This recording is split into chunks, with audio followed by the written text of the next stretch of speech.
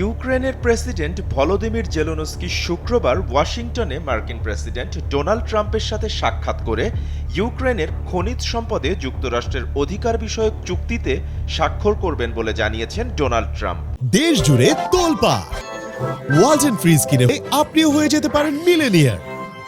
Trump দাবি করেছেন ইউক্রেনকে তাদের বিরল খনিজ সম্পদের প্রবেশাধিকার যুক্তরাষ্ট্রকে দিতে হবে, যা জো বাইডেনের শাসনামলে দেওয়া যুদ্ধকালীন সহায়তার বিনিময়ে ক্ষতিপূরণ হিসেবে ব্যবহৃত হবে।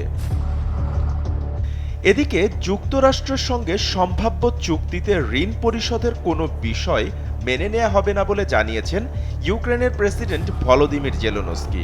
তিনি বলেছেন, আমরা যুক্তরাষ্ট্রের কাছে কৃতজ্ঞ, তবে যুক্তরাষ্ট্রের সাথে চুক্তিতে 10 সেন্ট ঋণ পরিশোধও গ্রহণ করবে না কিয়েভ।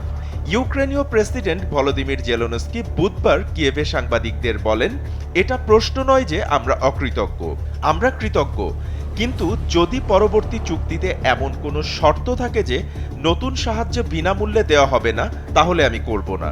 জেলেনস্কি এই দাবিও অস্বীকার করেছেন যে যুক্তরাষ্ট্রের সঙ্গে সম্ভাব্য খনিজ সম্পদের চুক্তিতে কোনো বিশাল ঋণ অন্তর্ভুক্ত রয়েছে। তিনি বলেন, $500 মিলিয়ন ঋণ নেই, $350 বিলিয়ন বা $100 বিলিয়ন নেই। এটা আমাদের জন্য অন্যায্য হবে। জেলেনস্কি নিশ্চিত করেছেন, চুক্তিটির অনুমোদনের প্রয়োজন নেই, বরং ইউক্রেনের সামরিক শক্তি বজায় রাখার গুরুত্বের উপর জোর দিয়েছেন তিনি বলেন, আমি সেনাবাহিনীকে আগের মতোই রাখব, কারণ এটি নিরাপত্তার সর্বোত্তম গ্যারান্টি। Безпеки. І тому навіть в рамковій угоді я дуже хотів, щоб з'явилась. কিন্তু ডোনাল্ড ট্রাম্প বলেছেন যে যুক্তরাষ্ট্র খুব বেশি নিরাপত্তা গ্যারান্টি দেবে না, বরং ইউক্রেনকে নিরাপত্তা দেওয়ার এই দায়িত্ব ইউরোপের নেওয়া উচিত। মার্কিন প্রেসিডেন্ট ইউক্রেনের ন্যাটো সদস্যপদ পাওয়ার সম্ভাবনাকেও এক প্রকার নাকচ করে দিয়েছেন, যদিও এটি পাওয়া মিস্টার জেলেনস্কির দীর্ঘদিনের একটি লক্ষ্য।